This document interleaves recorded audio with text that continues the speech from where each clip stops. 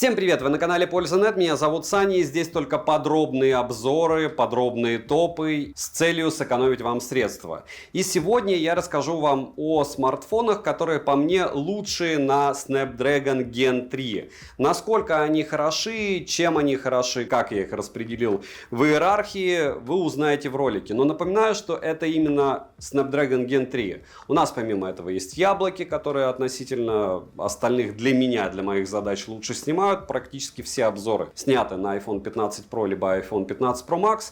Единственная разница, вход-выход пишется на Sony FX3. Помимо этого, есть еще смартфоны на Dimensity довольно достойные, вспоминаем те же Vivo, но они на Dimensity. У меня специфическое отношение к МТК-шным процессорам, у вас оно может быть другим. Чем хороши флагманы на Snapdragon Gen 3? Тем, что когда вы их приобретаете, вы понимаете, что вы приобретаете лучшее, то есть более быстрых процессоров нет. Для чего нужен процессор? Разумеется, для того, чтобы выводить вам большую герцовку, помимо этого одновременно обеспечивать высокое разрешение у экрана, съемка и все остальное. Вот это вот сердце вашего смартфона. Это сердце на данный момент самое последнее и самое лучшее. Где-то этот процессор задушен, где-то этот процессор наоборот разогнан. Но самое важное, что вы должны понимать, что неважно, какой вы флагман приобретете, вы приобретаете его в первую очередь для себя и для своих целей и задач. И мой топ это больше про цена-качество. То есть мое мнение, если вы приобретаете смарт, и потом вдруг вы в нем разочаровываетесь, чтобы вы продали его и потеряли минимум. При том, что получили максимум от его стоимости, когда вы его в принципе приобрели. Лучший в этом смысле яблочный девайс. Вы меньше всего тратите. С другой стороны, вы не больше всего получаете, потому что у яблок нет кастомных оболочек, у них нет помимо этого программ, и особо ты там не поползаешь нигде. С другой стороны, у андроидов у каждого есть свои фишки. У кого-то есть стилусы, у кого-то есть супер яркий экран, кто-то снимает просто шикарно фото и видео, кто-то перекручивает цвета, хотя большинство из них все это делают. У кого-то есть там триггеры, но универсальных девайсов нет. Если вы хотите приобрести себе смартфон, очень настоятельно рекомендую вам разбираться в этом, смотреть все обзоры на какой-то девайс. Вот вы увидели девайс в топе, посмотрите у меня все три обзора. У меня обзор стабильно полный, помимо этого обзор одним кадром, где я хожу, рассказываю о смартфоне, и еще один обзор с прожаркой на лайв-канале, где я 2-3 часа при вас его тестирую, чтобы не было вопросов. Допустим, как у Red Magic'ов, у которых у всех они вылетали там в тротлинг-тестах, они перегревающиеся, лагучие, непонятно что. А у кого-то они волшебны. Вот чтобы у вас не было вопросов по поводу этого, я провожу стримы. Может, еще кто-то такое делает, посмотрите в интернете. Если железка вам интересна и нужна, смотрите все, читайте комментарии, помните, что в комментариях могут быть также продавцы, и после этого делаете свой выбор. Заранее огромное спасибо за просмотр, вы видите результаты моей работы, покупки, тестирования, обзора и продажи за последние, наверное, полгода. Надеюсь, что вас это дело устроит, напишите, продолжать ли такие топы, потому что топы в каком-то смысле поедают просмотры с моих обычных роликов.